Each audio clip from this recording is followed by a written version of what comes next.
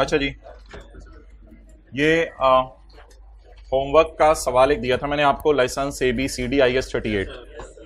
ये भी मैंने इसका सॉल्यूशन बेहतर करके बनाया है, जिसमें मैंने चारों लाइसेंसेस को अलग अलग शो कर दिया। तो ये पेज आपने भी सॉल्यूशन में इसी तरह किया होगा। ये पेज नंबर आप बता दें किताब का कौन सा है सॉल्यूशन वाला, किताब का कौन सा पेज है सॉल्यूशन वाला। ये सफा अभी मैं आपको बांटूंगा। ना ना भाई, ऐसे ऊपर फ्लाई नहीं करना, किताब निकाल अपनी। Page number 264। तो पेज 264 पे जाके लिख लें, लेक्चर 56 के पेज नंबर 4 पे सॉल्यूशन दिया हुआ है सही वाला। लेक्चर 56 के पेज 4 पर इसका सॉल्यूशन दिया हुआ है सही वाला। समझ आ गई? रिवाइज सॉल्यूशन, जिसमें मैंने सबको अलग अलग करके दिखाया हुआ है। ओके, अब कोई इतनी इंपॉर्टेंट बात तो है नहीं जिसको मैं डिस्कस करूं।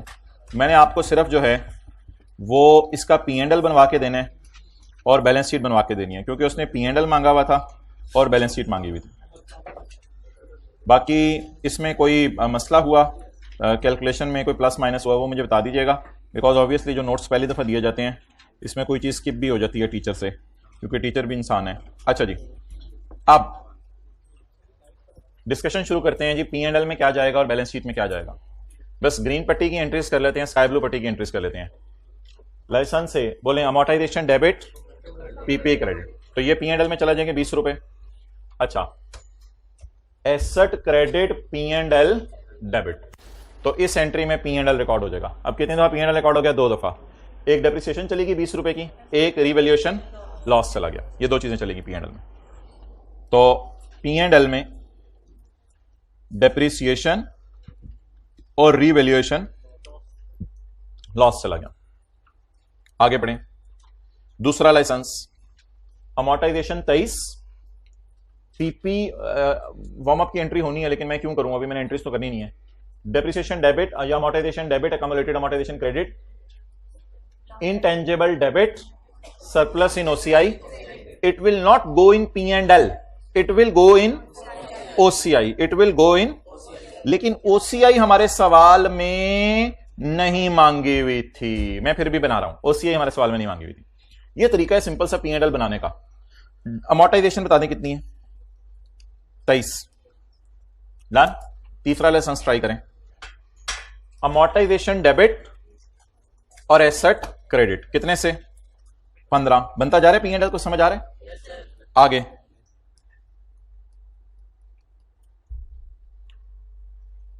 Asset credit P&L debit, it is called as revaluation. ये रिवैल्यूएशन लॉस करंट टैक्स की वर्किंग में उल्टाना होता है, लेकिन P&L में तो डालना होता है।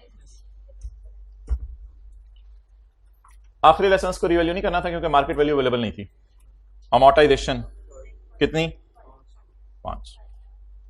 थोड़ा सा कंफर्टेबल फील किए, बस एंट्री पढ़ के ना पोस्टिंग करते रहना। इस तरह क्या निकल आएगा बाहर बोले? P&L दस्ती इसको कहते हैं, फौरन निकलेगा इंशाल्लाह। एंट्रीज पढ़ के पोस्ट करते हैं। ग्रीन पट्टी की एंट्री करनी है और स्काई ब्लू पट्टी की। डन, जल्दी बता दें। P&L में क्या जाएगा? 20। P&L में क्या जाएगा? 10। P&L में क्या जाएगा? 23। OCI में 93। P&L में 10। P&L में 5। तो ये सॉल्यूशन में बना भी हुआ है, लेकिन अनलकीली सॉल्यूशन के अंदर सिर्फ मैंने आपको अमोर्टाइजेशन शो किया और रिवैल्यूएशन लॉस, क्योंकि उसने OCI नहीं मांगा था। अगली चीज उसने मांगी है बैलेंस शीट। तो बैलेंस शीट में 170, 300, 65 और 55 बैलेंस शीट में सबको जमा कर देंगे, ये चला जाएगा। एक और चीज आएगी बैलेंस शीट में, that is revaluation surplus as on for the year. नहीं, एज ऑन के लिए सरप्लस जाना है बस। तो यार ये गलती हुई है ना, मैं बता रहा था इसमें गलती है, अभी प्रिंटिंग में भी आएगा तो गलती हुई होगी। ये वो टीए भाई से भी कह के बनवाया था। ये तो लॉस के कॉलम में आना है ना, आप भी सारे ऐसे बैठे हुए और बता नहीं रहे, अजीब है। अच्छा, कितने लोग ये सोच रहे थे? तुम बता दिया करें ना फौरन। माजरत, ये तो पिछला भी सारा आप सोच रहे होंगे क्या हो रहा है। ओके, पता नहीं किस धुन में बैठे हैं सारे, तो क्या कर रहे हैं और क्या करवा रहे हैं, तो बता दिया करें थोड़ा बहुत। अच्छा, आप लोगों ने इसी तरह किया होगा, ठीक है, कोई मसला नहीं। ओके भाई, उधर से अब्दुल्ला को बुलाएं, कॉपीज रुकवा दें अगर। चलो ठीक है, इधर सही कर लीजिएगा। ऑनलाइन में सही अपलोड होगा क्या? नहीं, वो तो रिवैल्यूएशन लॉस है, वो पुराने सरप्लस वाला है, वो दूसरा है। और आखिरी चीज ही बता दें आप, बैलेंस शीट में कौन सा वाला सरप्लस जाएगा? एज ऑन वाला, फॉर द ईयर वाला? फॉर द ईयर वाला, एज ऑन वाला। तो 93 का बैलेंस शीट के अंदर क्या चला गया? सरप्लस चला गया। चलें इसकी प्रैक्टिस करते हैं। Practice makes a man perfect.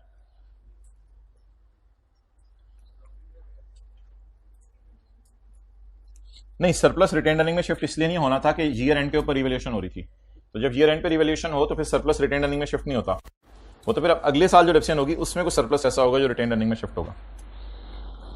एक सवाल कल की क्लास में हमने किया था, उस सवाल के अंदर अब हम इसको देख लेते हैं। वो सवाल का मैं सॉल्यूशन खोलता हूं।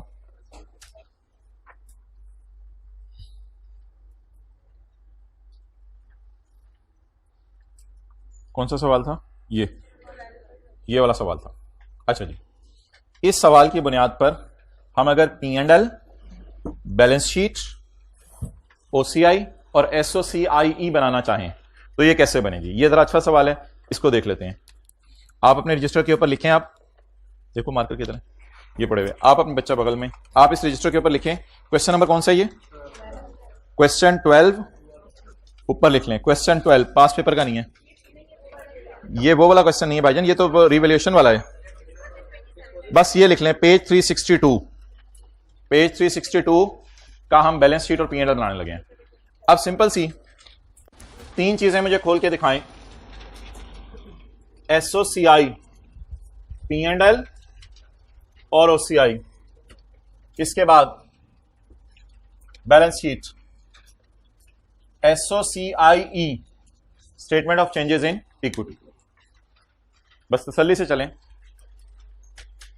बिल्डिंग डेबिट,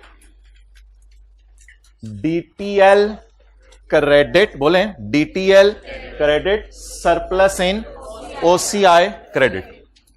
तो बोलें क्या पोस्ट करूं? Surplus in OCI। चलें जी आगे। डेप्रीसिएशन डेबिट, अकामुलेटेड डेप्रीसिएशन, मुझे अपने तरीके से नोट करने दें, आप लोगों ने फिर फ्रेश माइंड के साथ दोबारा नोट करना है।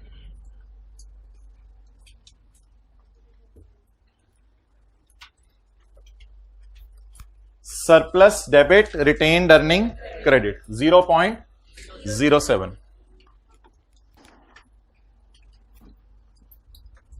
ट्रांसफर, सरप्लस डेबिट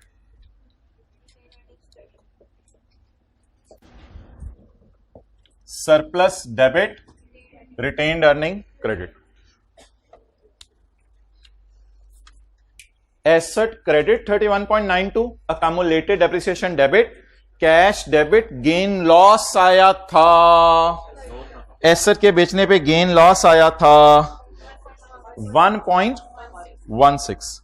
ये अकाउंटिंग वालों का गेन है, P&L में जाएगा। मैं करंट टैक्स की वर्किंग नहीं करा के उल्टाऊं, लॉस है, लॉस ऑन डिस्पोजल 1.16। हाँ नेगेटिव में लिखते हैं, ठीक है, लॉस। ये एंट्री से पता चलना था। Surplus debit retained earning 2.87। Depreciation debit, accumulated depreciation 5.62। Surplus debit retained earning credit 0.25। जी डेप्रिसिएशन 6.38।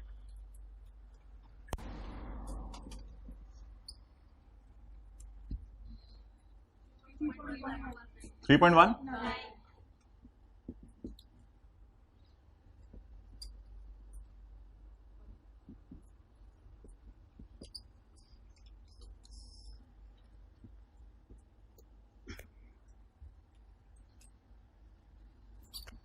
पैक्ट। एक काम मैंने कहा था सारी एंट्रीज करने के बाद आपने किया करना है। अब ये क्या एंट्रीज करने के बाद करना है? इस नदी को पकड़ के इस दरिया के अंदर गिरा देना है। दरिया में गिराएं, 8.23 5.04 डन। कोशिश करें खुद करने की, व्हाइट बोर्ड पे देखे बगैर। रिवाइज हुआ कोई पहले दिन वाला? बस एक एक एंट्री करते हैं क्या? 3.53 की एंट्री कर देता हूं, 3.53 की एंट्री आपको कर देता हूं। डीटीएल अकाउंट बना लेते हैं। 3.53 बैलेंस शीट में डीटीएल का कैरी डाउन जाना, उसके लिए मुझे फिर डीटीएल स्लैश एज ऑन वाली वर्किंग करनी पड़ेगी। बैलेंस शीट में तो डीटीएल का कैरी डाउन जाएगा, उसके लिए फिर मुझे वो वर्किंग करनी पड़ेगी सारी।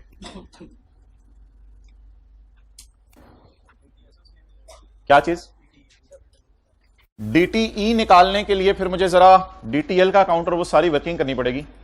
वो फिर मैं देखता हूं, वो वहीं से उठा लेता हूं या कर देता हूं जी।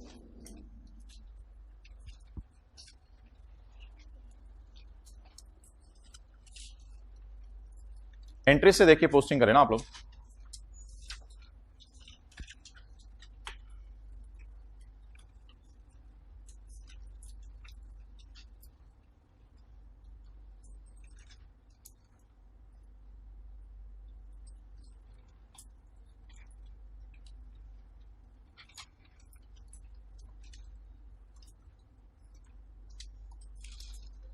जी 1.31.16 आपने लास्ट क्लास ली है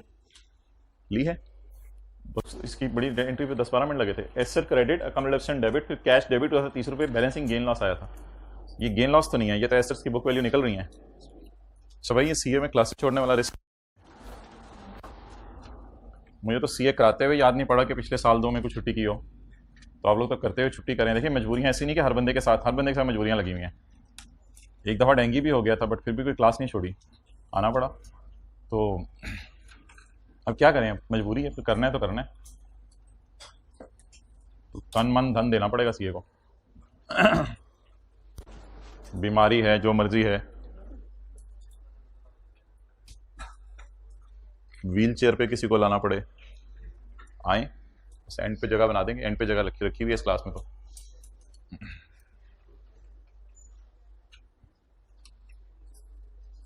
छोटी ईद पे छोटी क्लासें छोड़ी, बड़ी ईद पे बड़ी बड़ी क्लासें छोड़ेंगे। ओके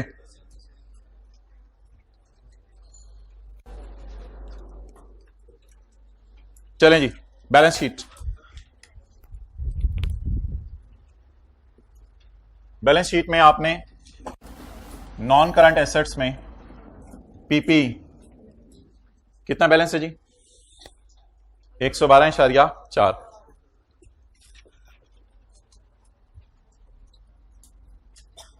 और इक्विटी के अंदर रिवैल्यूएशन सरप्लस एज ऑन, यहां से भी मिल सकते हैं, लेकिन अगर ये बना ली है 5.04, यहां से भी मिल सकता है 5.04, और अगर ये बना ली है तो यहां से भी मिल सकता है 5.04।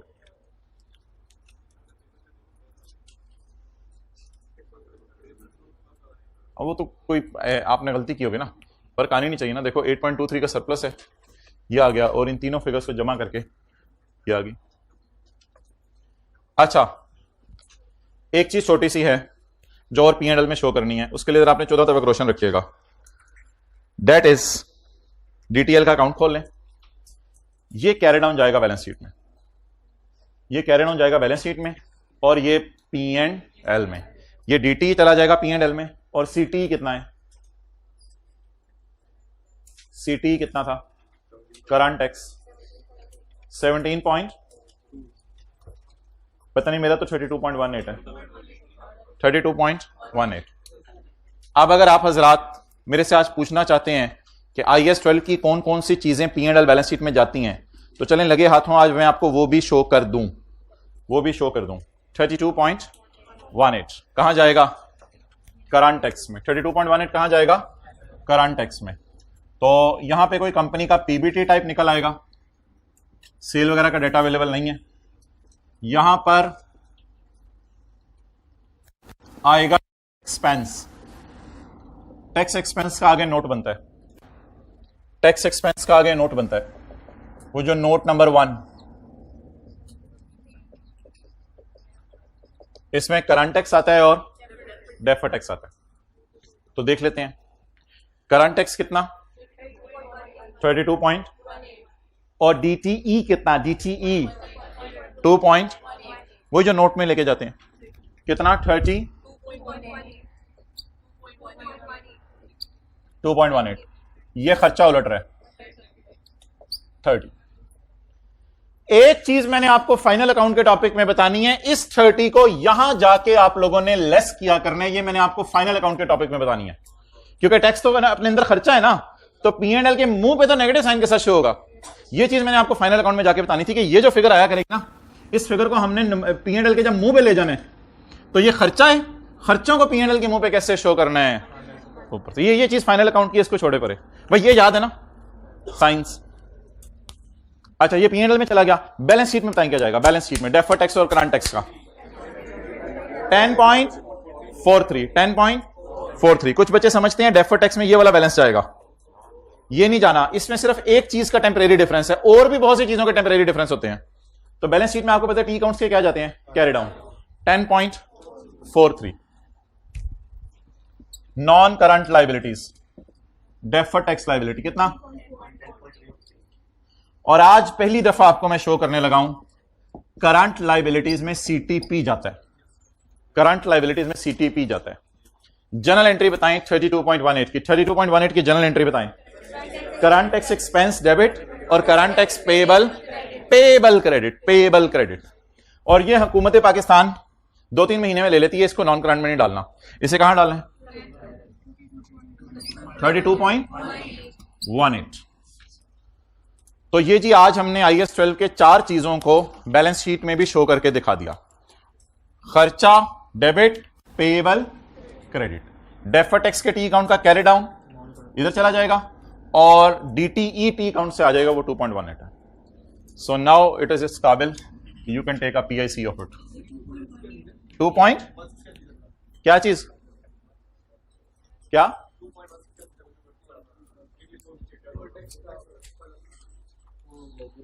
भाई, ये तो सरप्लस की वजह से जो डेफर्ड टैक्स इंपैक्ट है वो है। सिर्फ डेफर्ड टैक्स सरप्लस की वजह से नहीं होता, हमारी अकाउंटिंग और टैक्स डेप्रिसिएशन का भी डिफरेंस होता है, और भी कई फैक्टर्स रोल प्ले कर रहे होते हैं। इसलिए बेहतर है डेफर्ड टैक्स का टी अकाउंट पकड़ें और टी अकाउंट का कैरी डाउन यहां पे शो कर दें।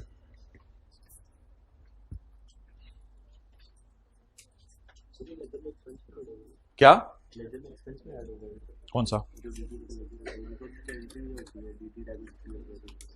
एंट्री बताएं जी 2.18 की, डीटीएल क्रेडिट, डीटीएल डेबिट और डीटी क्रेडिट। खुशी हुई, ये खुशी हमने रिकॉर्ड कर दी। खर्चा, खुशी, ओवरऑल खर्चा नोट में इसी तरह रहेगा पॉजिटिव, लेकिन P&L मुंह पे नेगेटिव साइन के अंदर है। ना ना ना ना 30 तो करंट डेफर्ड मिला के है। हुकूमत पाकिस्तान को पेएबल 32.18 है। ये तो डिस्टॉर्शन रिमूव करने के लिए अकाउंटेंट्स ने एक रूल निकाला हुआ है। इस तरह की कोई आपने बात टैक्स की क्लास में नहीं पढ़ी थी। गवर्नमेंट को तो यही वाला पे करना है आपने 32.18।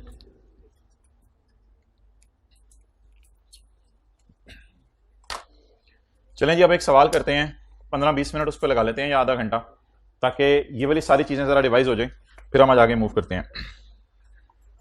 ये इधर ही निकाल लें, क्वेश्चन नंबर 30। तो ऐसे ना चीजें देख के रिवाइज कर लें तो फिर फायदा हो जाएगा। Question number 30 page number 327। अब इंशाल्लाह आप इस नियत से बैठेंगे, फ्रेश माइंड है, ताकि सारी चीजें रिवाइज हो जाएं। Aabid Limited uses the revaluation model for subsequent measurement of PPE and has a policy of revaluing its assets on annual basis using the net replacement value method. Page number 327. 4 buildings were acquired in same vicinity, करीब का इलाका, on 1 January 12 at a cost of rupees 300 million. The useful life of building on the date of acquisition was 20 years. 300 each लिखा हुआ या total 300? Total 300 की। कितनी buildings? 4. The results of revaluation carried out during the last 3 years by an independent firm of value as follows. Revaluation date यकम जनवरी 13, यकम जनवरी 14, यकम जनवरी 15. On 30/15 one of the building was sold for ₹80 million and tax rate is 40%. लिखिए आप current tax नहीं निकाल सकते क्योंकि पीबीटी वगैरह नहीं दिया हुआ. ठीक है, कोई मसला नहीं. करंट टैक्स नहीं निकाल सकते क्योंकि पीबीटी वगैरह नहीं दिया हुआ. लिख लिया आप लोगों ने. करंट टैक्स सिर्फ कब निकाल सकेंगे? जब पीबीटी दिया होगा. अब इंशाल्लाह हम टारगेट अपना सेट करते हैं. आप लोगों ने कैलकुलेटर पकड़ के सिर्फ मुझे कैलकुलेशंस करवानी है. 5 मिनट के अंदर जो है वो आखिरी 2 कॉलम खोले बगैर वर्किंग्स को मुकम्मल कर देते हैं. सिर्फ एक डिस्पोजल है, वो किस साल में है? 15 के साल में.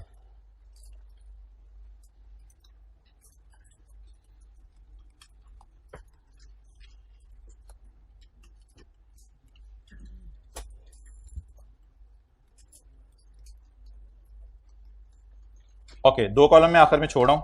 डेट ऑफ परचेज बताएं. यकम जनवरी 12. कॉस्ट 300. 31/12/12. डेप्रिसिएशन 300 डिवाइड बाय, सिर्फ ना मेरे साथ अटेंशन के साथ नोट करें. आप लोग फिर 2 मिनट में आगे नोट कर लीजिएगा. 285. 31/12/12. Book value 285. यकम जनवरी 13.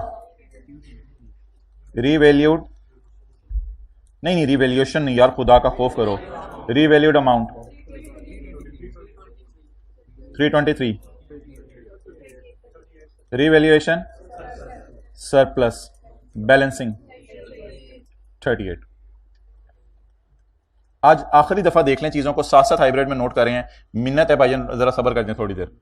अच्छा, इसके बाद जब भी रिवैल्यूएशन के बाद डिप्रिसिएशन होगी तो रिमेनिंग लाइफ निकालनी है. अब मैंने डिप्रिसिएशन निकालनी है रिवैल्यूएशन के बाद, तो 1 साल गुजर चुके हैं, रिमेनिंग लाइफ 19 साल. तो डिप्रिशिएट ओवर 19 ईयर्स. 17 2 31/12/13.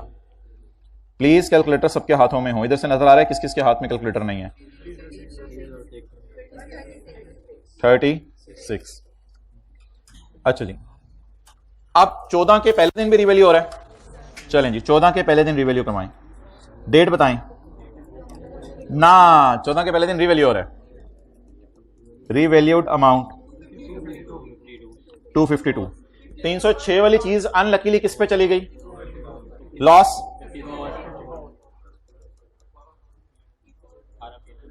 अच्छा, अब पहले से फायदा 18 का लॉस.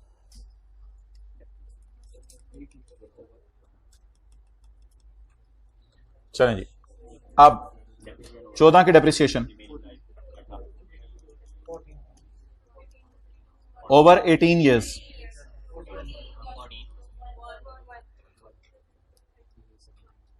आम हालात वाली डिप्रेशन 15, खास हालात वाली 14. अब इसकी एंट्री कोई नहीं करनी. जी बोलें. Date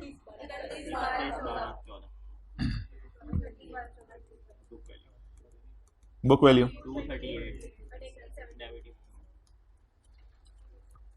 next. ये वाला कॉलम एसेट चल रहा है, ये वाला सरप्लस चल रहा है और ये वाला P&L वाला चल रहा है. आगे तारीख बताएं जरा. रिवैल्यूड अमाउंट सवाल से देखें क्या आ गया.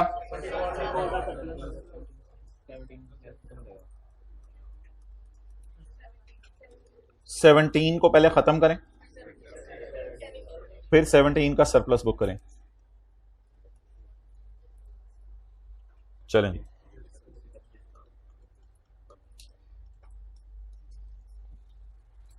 आप बता दें व्हाट हैपन. 30/15 को क्या हो गई? डिस्पोजल. अब आप मुझे ये बता दें इस साल कितने इवेंट्स रिकॉर्ड होंगे? 3. ऑन 30/15 एक बिल्डिंग बिकी 80 मिलियन की. 80 को कुछ नहीं करना आपने, एक बिल्डिंग मिली 80 मिलियन की. अच्छा जी, अब मुझे बताएं जो मेरी बिल्डिंग बिकी 80 मिलियन की 30/15 को, ये किस वक्त बिकी? साल के मिड में. तो हम ऐसा करेंगे कि एक काम करेंगे हम, नहीं पहले रिमेनिंग लाइफ निकाल के रख लो, पहले रिमेनिंग लाइफ निकाल के रख लो ताकि डेप्रिसिएशन निकालने में मसला ना हो. पूरा 12 पूरा 13 पूरा 14, ये क्या कर, इधर देखे ना, पूरा 12 पूरा 13 पूरा 14, बस नहीं आता नहीं गिनना तो भाई रिमेनिंग लाइफ आपने इस वैल्यू को खत्म करना है 272 को। पूरा 12 पूरा 13 पूरा 14, कितने साल हो गए? 3, total 20, 20 minus 3 17 will be remaining life. पहले में 20 ली थी, दूसरे में 19, अगले में 18, अब 17 साल विल बी रिमेनिंग लाइफ। इस 17 को जब आपने कैलकुलेट कर लिया, अब चाहे आप डेफिनेशन की डेट लिखें, जो मर्जी करें, कोई मसला नहीं। अच्छा,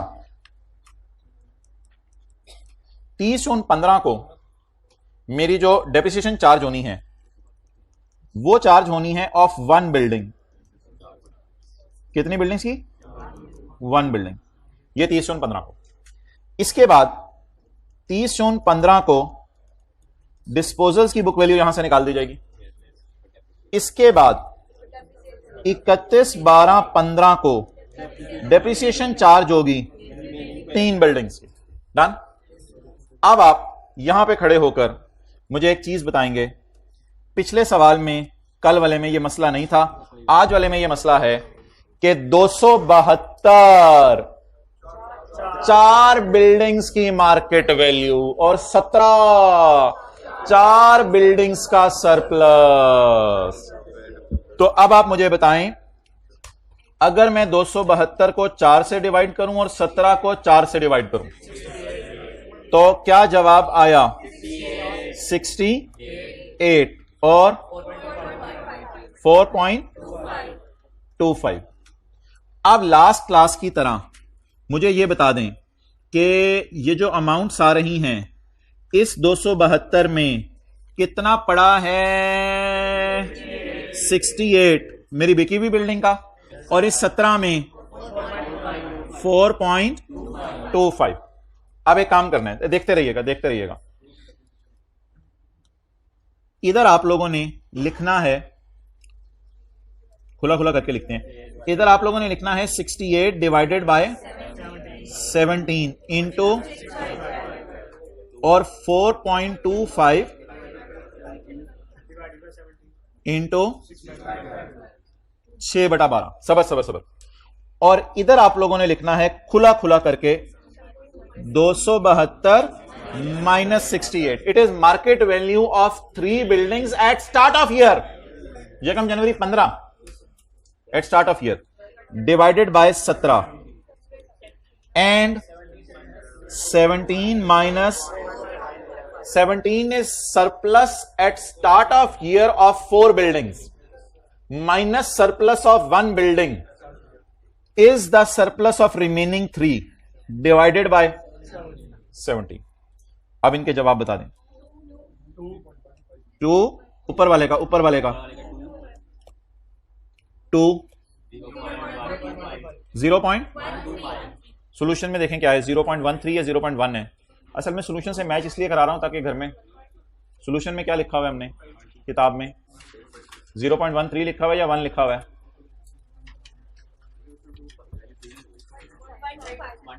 पॉइंट ओ तेरी खैर, इतना लंबा लिखा हुआ है सॉल्यूशन में। 0 और इधर 0.75। डिस्पोजल्स की बीवी इंशाल्लाह आप लोगों ने कैलकुलेट करनी है, वो मैं नहीं कर रहा। चलें जी, यहां तक अब आप हजरात जो है वो नोट कर लें। ये लें, नोट करना शुरू करें। 3 मिनट है आपके पास।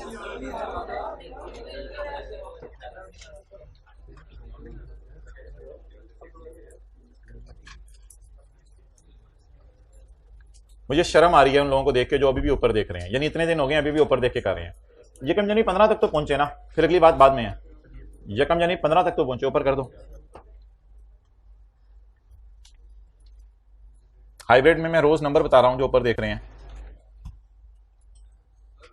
ठहर जाओ, ये बंदे पकड़ लेते ऊपर देख रहे हैं। सब कर ये पकड़ा गया, उधर आप ही पकड़ा गया, और कौन पकड़ा गया? चिराग कल अंधेरा। हाँ जी, अगले 2 कॉलम जगह छोड़ दें। बड़ी जल्दी पूछ लिया, तुझे मारने हैं। ओके, मेहरबान आप भी कुछ कर लें। क्यों? ये हाइब्रिड में तीसरी रो में भी कोई देख रहा है ऊपर, ये तीसरी रो में भी ऊपर कोई देख रहा है, दूसरी में भी देख।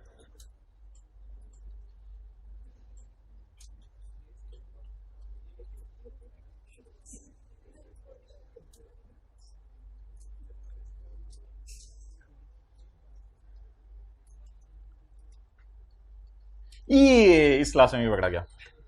ओए ऑनलाइन वाला भी देख रहा है। डेट्स क्यों देख रहे हैं खुद?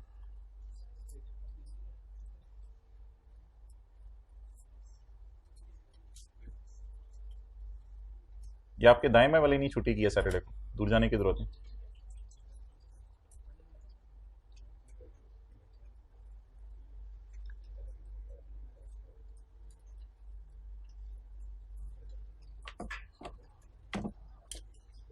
जी हाँ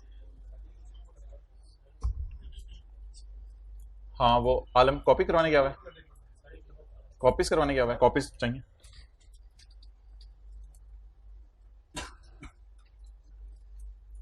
करवा के रख दी है तीनों क्लासों में।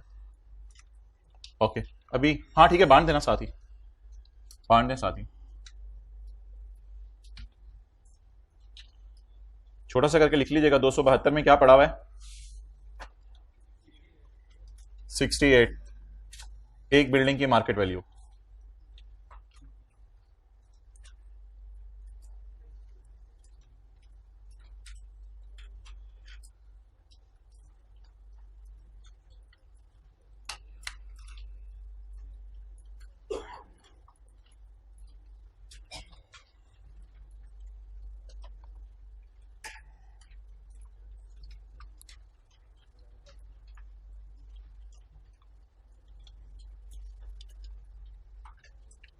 नोट्स किसी को ना मिले हो तीनों क्लासों में, भाई उधर बांटे ना यार।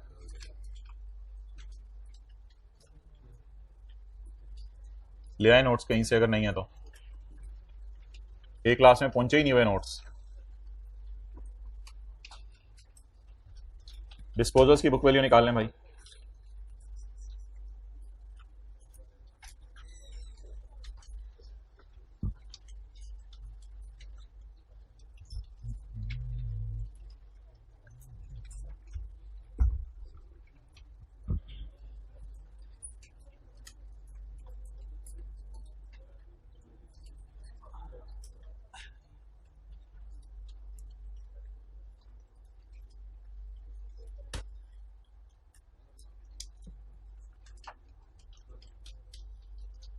ओके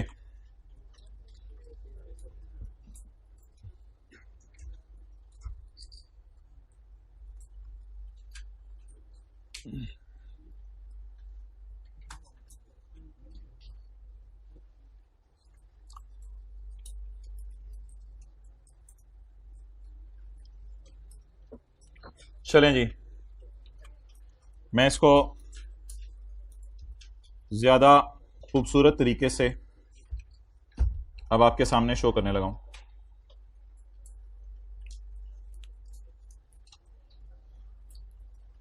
टू 272 में क्या पड़ा हुआ था? 68, और दूसरे में क्या पड़ा हुआ था? 4.25। अब देखिए मैंने क्या किया, 68 को और 4.25 को डिवाइडेड बाय 17 इंटू 6/12 कर दिया, और इधर देखें 272 में से 68 माइनस किया और 17 में से 4.25 माइनस किया और इसको डिवाइडेड बाय 17 कर दिया। ये क्या निकल आई बोलें? पूरे साल की डेप्रिसिएशन।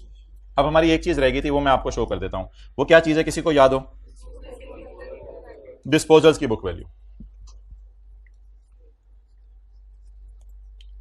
डिस्पोजल्स की बुक वैल्यू FR1 की क्लास में डिस्पोजल की बुक वैल्यू होती थी cost minus accumulated depreciation. Cost model जब यूज हो रहा होता था तो डिस्पोजल की बुक वैल्यू होती है कॉस्ट माइनस अकमुलेशन। इधर होगी, भाईजान सुनो यार, अब इधर होगी लेटेस्ट मार्केट वैल्यू माइनस जब लास्ट टाइम रीवैल्यू हुआ था तब से लेके आज तक की depreciation. What is the latest market value of disposal? 68। उस दिन से लेके 6 महीने की डेप्रिसिएशन। जवाब ये बताया था लास्ट क्लास में। What is latest market value of बिकावा asset? What is latest market value of सारे? What is latest market value of बिकावा? What is accumulated depreciation from Yakam January till date of disposal? And next, अगला काम, what is surplus of this building minus surplus already transferred to retained earning? What is to be transferred? 4.125। असल में आप देखें इससे हुआ क्या फायदा, पूरा 68 किताबों से बाहर निकल गया, पूरा 68 दो डेप्रिसिएशन के नाम से, बाकी डिस्पोजल के नाम से। कितना सरप्लस था, कितने सालों में खत्म होना था? 17 सालों में। 17 सालों में से सिर्फ 6 महीने के लिए भी खत्म हुआ, थोड़ा सा 4.25 का 0.1 कैसे नहीं बिक गया। तो हमने सोचा बकाया सारे सरप्लस को भी कहां डाल दें? रिटेन्ड अर्निंग में डाल दें। डन। अब आपने काम करना है, अब आपने 2 कॉलम डालने हैं और, लेकिन वो जो कॉलम है ना मेरे भाई, प्लीज वो अभी भी किसी ने क्लास से पहले पूछा है तो आप लोग भी सारे सुन लें, इसको ना तोड़ना है, याद रखिएगा, इस कॉलम को बस तोड़ना है 2 कॉलम्स के अंदर। इस कॉलम को आपने 2 कॉलम्स के अंदर तोड़ना है। इस कॉलम को अब 2 कॉलम्स के अंदर अगर हम तोड़ें, अब आपको नोट करने की जरूरत नहीं है, ये घर जाके इंशाल्लाह नोट कर लीजिएगा। तो ये आपके सामने पिक्चर आ जाएगी इसको 2 कॉलम्स के अंदर तोड़ने की। ये सारा कर लेने के बाद अब हम जरा डिस्कस कर लेते हैं किन चीजों की एंट्रीज करनी है, किन चीजों की नहीं करनी, फिर उसके बाद अगली डिस्कशन रिज्यूम करते हैं। अब मैं मूव करने लगा हूं जर्नल एंट्रीज की तरफ, जर्नल एंट्रीज की तरफ।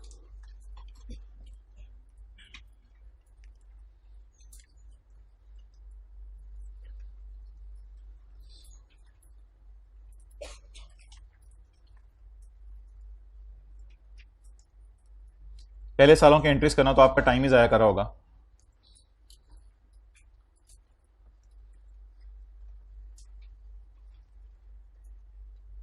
ये हमने एक येलो लाइन लगाई थी। ये कर लेने के बाद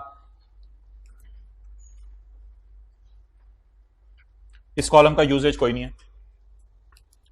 अब किन किन चीजों की एंट्री नहीं करनी, आपने सबसे पहले स्काई ब्लू पट्टी के अंदर मुझे बताना है, स्काई ब्लू पट्टी की चलिए एंट्रीज कर लेते हैं। इंटरेस्टिंग बात आज सुन लें, ग्रीन पट्टी में कुछ चीजें हुआ करेंगी जिनकी एंट्री आपने नहीं करनी। स्काई ब्लू पट्टी में कोई ऐसी चीज नहीं है जिसकी एंट्री ना करनी हो। आप ग्रीन पट्टी में चीजें ढूंढ के बताएं जिसकी एंट्री नहीं करनी। आम हालात वाली डेप्रिसिएशन, खास हालात वाली, खास हालात वाली।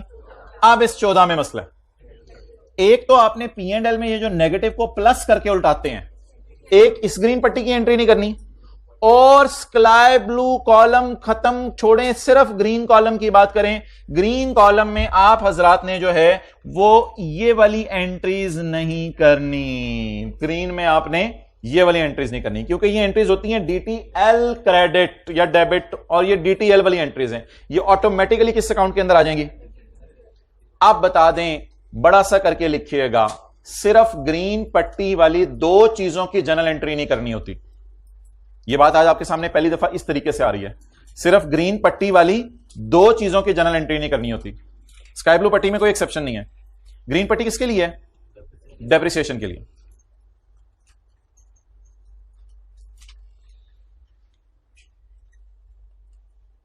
एक, जब P&L वाला कॉलम प्लस साइन के साथ रिवर्स हो रहा हो, देखिए बोले इधर देखें, एक जब पहले देख लें, P&L वाला कॉलम प्लस साइन के साथ रिवर्स हो रहा हो, लिखें। एक, जब P&L वाला कॉलम प्लस साइन के साथ रिवर्स हो रहा हो।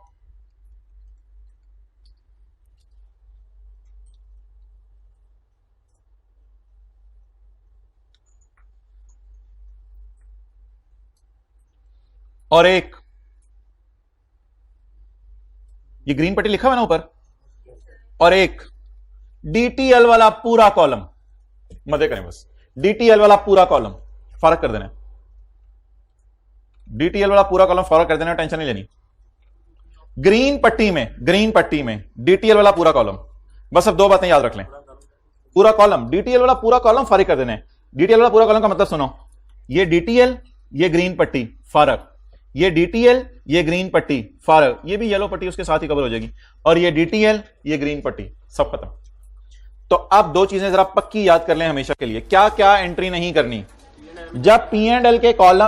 पहली तो बात है एंट्री किसकी नहीं करनी, स्काई ब्लू पट्टी की एंट्री हमेशा करनी है, देयर इज नो एक्सेप्शन। ये बात साइड पर रख दी।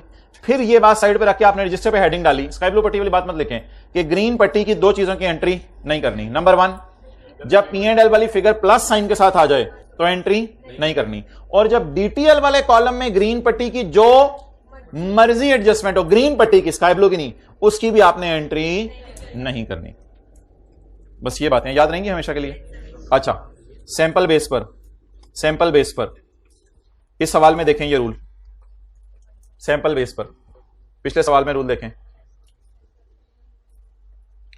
P&L वाले कॉलम में सिर्फ कौन सी पट्टियों पर नजर है आपकी, ग्रीन।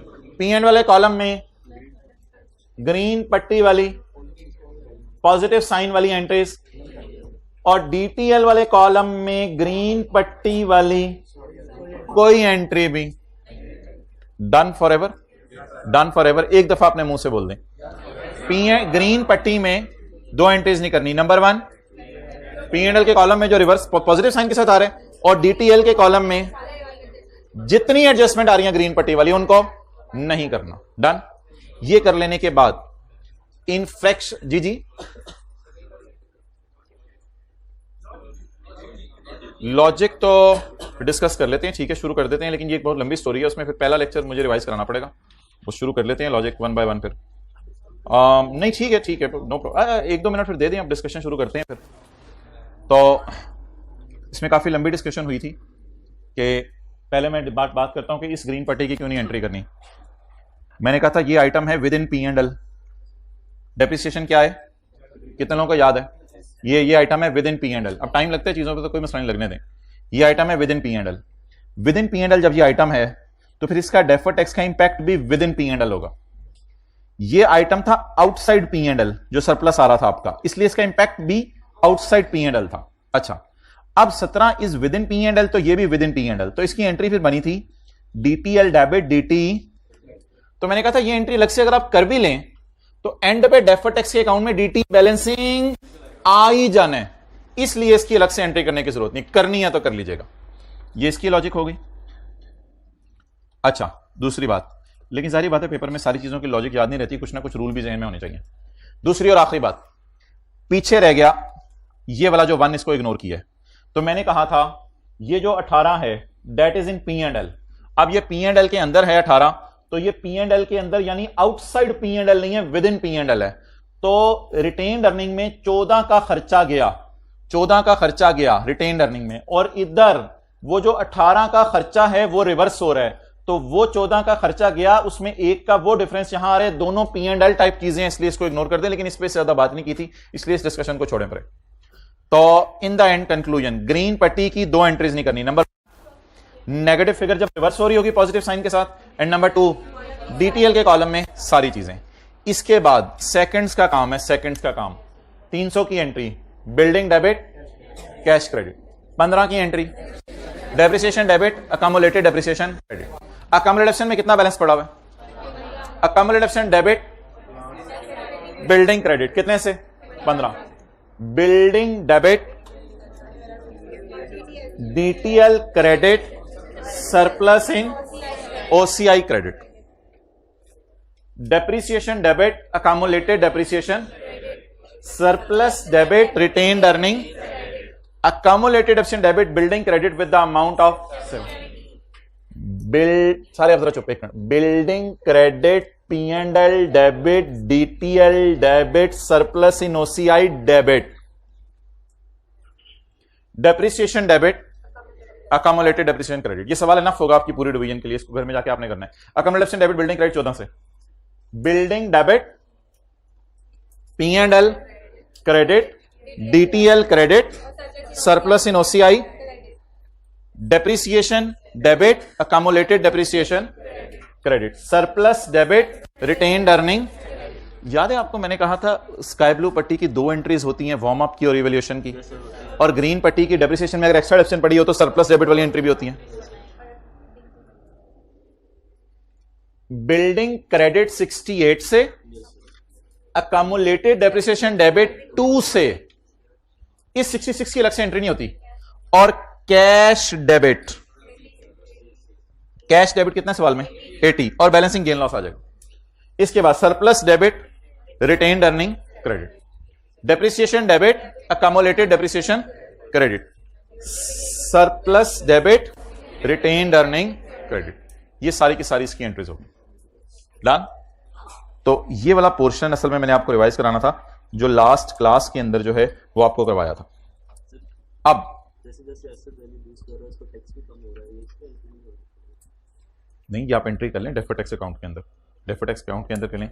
जैसे जैसे एसेट लूज हो रहा है वैसे वैसे हमें टैक्स वैल्यू लूज हो रही है ना, डेफिसिट हो रहा है, खर्चा बढ़ रहा है, खर्चा बढ़ने से प्रॉफिट कम हो रहा है, टैक्स सेव हो रहा है, ये सेविंग है टैक्स की। अब ये आपके सामने है, मैं आपको 1 मिनट दे रहा हूं, आप सिर्फ 15 के साल की SOCI और 15 के साल की SOCIE बना दीजिएगा। SOCI और SOCIE सिर्फ 15 के साल।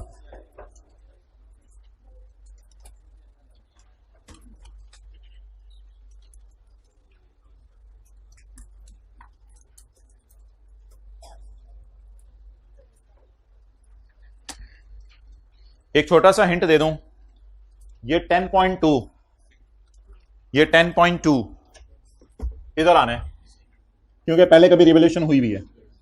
ये है यकम जनवरी। एक बार याद रखिएगा, जैसे रिवैल्यूड अमाउंट के आगे ये बैलेंस शीट टाइप चीज होती है ना, तो ये बैलेंस शीट टाइप चीज है। What is this 10.2? Opening balance, opening balance of what? Revaluation surplus का कॉलम। चलें, ये कोई मेरी नजर में इतनी इंपॉर्टेंट चीज नहीं थी, बाकी चीजें पहले पोस्ट करें, 1 बाय 1 जनरल एंट्रीज पोस्ट करें जल्दी से। SOCI बनाएं और SOCIE बनाएं।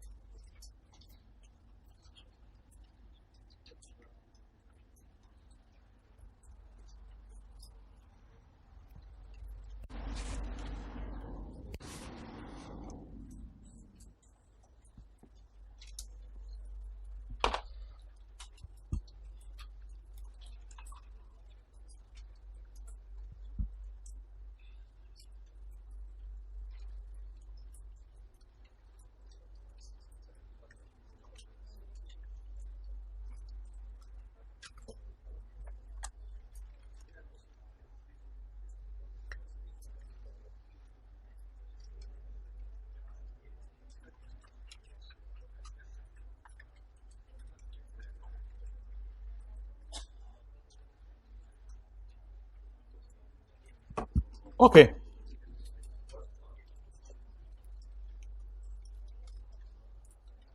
First of all,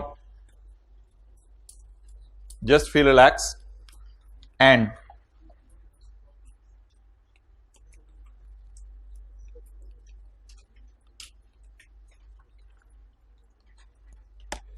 सारे इधर देखें। कभी भी आपने P&L बैलेंस शीट बनाना हो ना, उससे पहले ना ओपनिंग बैलेंसेस जरूरी हैं, या स्टेटमेंट ऑफ इक्विटी भी बनानी हो तो ओपनिंग बैलेंसेस जरूरी हैं। इसका मुझे ओपनिंग बैलेंस इसलिए नहीं चाहिए कि ये मेरा क्लोजिंग बैलेंस ऑलरेडी अवेलेबल है, तो मैंने बस एज इट इज इसको उठा लेना है, बैलेंस शीट अगर बनानी पड़ी तो इसकी मुझे टेंशन नहीं है। ये आपको शायद DTL का ओपनिंग बैलेंस लग रहा हो, लेकिन ऐसा नहीं है, क्योंकि DTL में सिर्फ ये एसेट हमारी ऑर्गेनाइजेशन में वजह नहीं बना होगा, इसके अलावा और बहुत से एसेट्स हैं जो वजह बने होंगे। What is surplus as on यकम जनवरी 15? 10.2। ये एक छोटी सी चीज इस सवाल में मजे की आई कि यकम जनवरी 15 को 10.2 आ गया इधर। ये कोई गलत भी कर देगा तो आधा नंबर इसका कट जाएगा, कोई परेशानी वाली बात नहीं। 10.2 ये हमारे, हाँ सॉरी मादरत यार, मैंने पिक्चर पूरी नहीं खोली हुई थी। ये फॉर द, इसकी तो एंट्रीज तो यहां से होनी शुरू होनी है। सॉरी ये एक minute, that is year ended बोलें, यकम जनवरी 15 से 31/12/15। मादरत, ये बैलेंस उठाएं जल्दी। यकम जनवरी 15 को, ये तो फॉर द ईयर आया ना, 31/12/14 की रात को बैलेंस बताएं 0। ये फॉर द ईयर आ जाएगा। ओके, अब यहां से ये 0 आ गया, डेट इज 31/12/14 का क्लोजिंग या यकम जनवरी 15 का ओपनिंग। अब एंट्रीज पोस्ट करना शुरू करते हैं। Accumulated absent debit building credit. दूसरी entry building debit, building P&L credit, revaluation gain कितना 17। बोले बोले entry building P&L credit, DTL credit, surplus in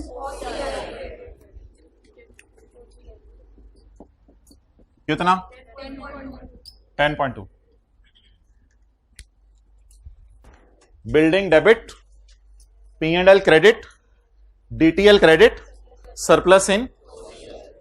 next depreciation debit, accumulated depreciation credit कितने से 2 से। सरप्लस डेबिट कितने से 0.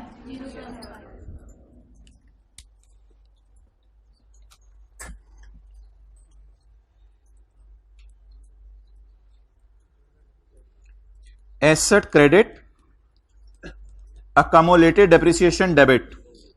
आप जाके सॉल्यूशन में देखें कितने का बेचा है, gain 14, gain on disposal 14, disposal का गेन 14।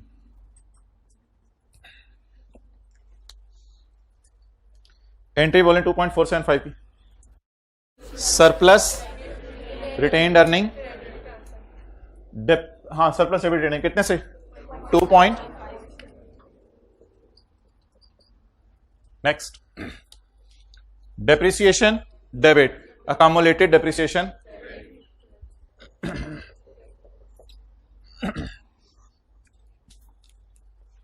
0.45। सरप्लस डेबिट कितना 0.45। ये एंट्रीज करने के बाद एक छोटा सा काम और कर देने, 10.2 को उठाकर सरप्लस फॉर द ईयर में डाल देना 10.2। It's over now.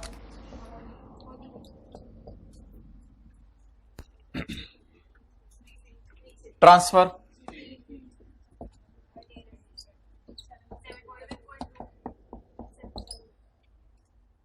कितने लोगों ने इसी तरह किया था एडिटिस, और कितने लोगों से ऊपर वाली वो मिस हो गई थी sky blue line.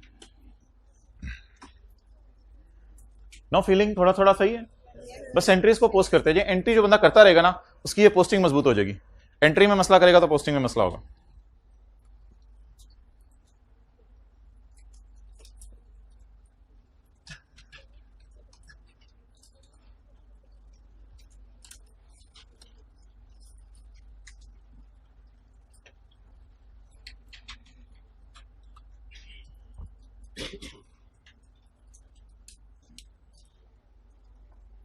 Balance sheet में सरप्लस 7.2 और asset 192।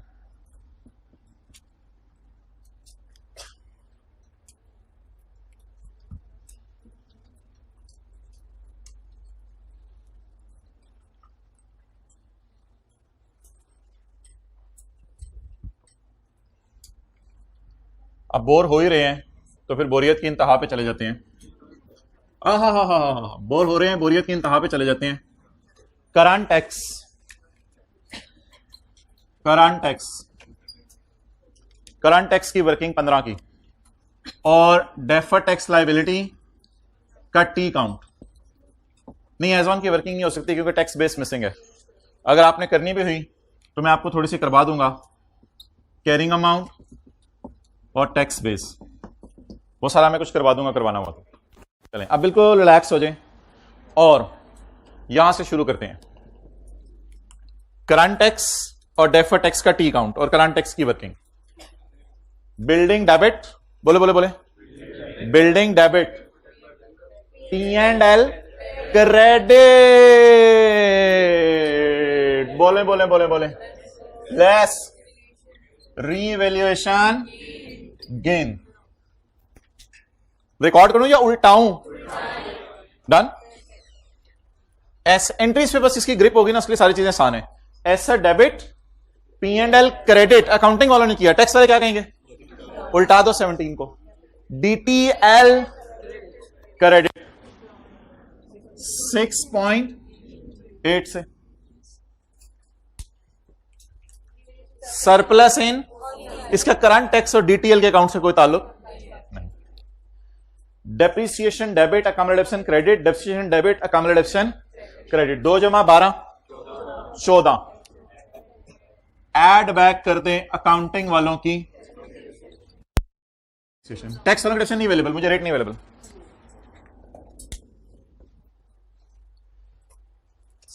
Surplus debit retained earning, it has nothing to do with current tax, it has nothing to do with deferred tax का टी काउंट, ये स्टेटमेंट इक्विटी में direct जाती है। Repeat repeat, asset debit, P&L credit हो गया था, हमने less कर दिया, DTL credit, surplus in OCI credit, depreciation debit accommodation 14 से, ये अकाउंटिंग डेप्शन है, इसको क्या करें? उल्टा दें, surplus debit retained earning. Next आखिरी चीज 66 अकाउंटिंग गेन,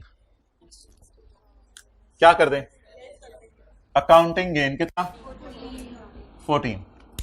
तो एक बच्चे ने कहा भाईजान वही चीजें जो P&L में डाली थी, वही चीजें जो P&L में डाली थी, इधर जाके बड़ा कमाल किया आपने, करंट टैक्स की वर्किंग हमें सिखा दी।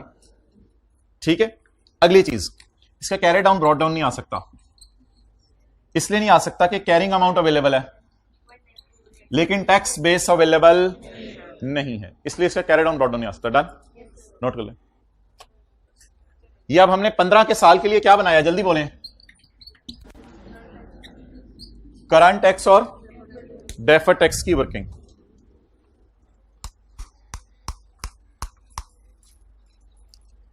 अब आसान लग रहा है चीजें।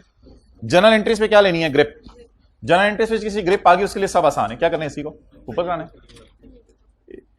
एसी को भाई ऊपर करवा दें उधर भी।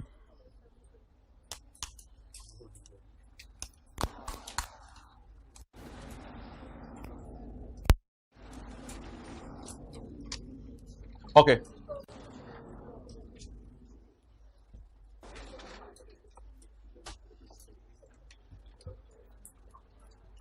इसको बंद कर दें थोड़ी देर।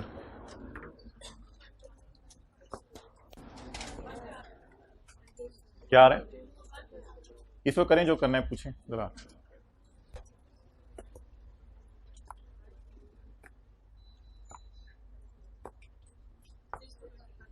इसको क्या करना है? ये कोई एसी लगाए बगैर ही गुजारे चल गए, इतनी सर्दी होगी एकदम यार। इसको भी करो जो करना है।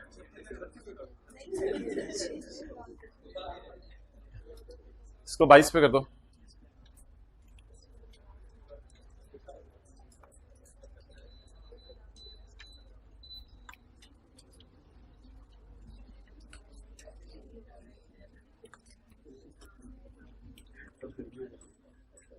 इतना तंग करो बच्चे को कि FAR 1 उसको याद आ जाए। एक चीज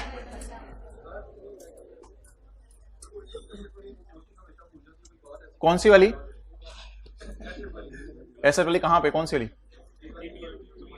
DTL के टी अकाउंट में। हाँ तो स्काई ब्लू पट्टी की बस एंट्री कर लिया करो। यह हाल है। Asset debit. हाँ दूसरा कर दें, दूसरा कर दें पार्ट। अच्छा कोई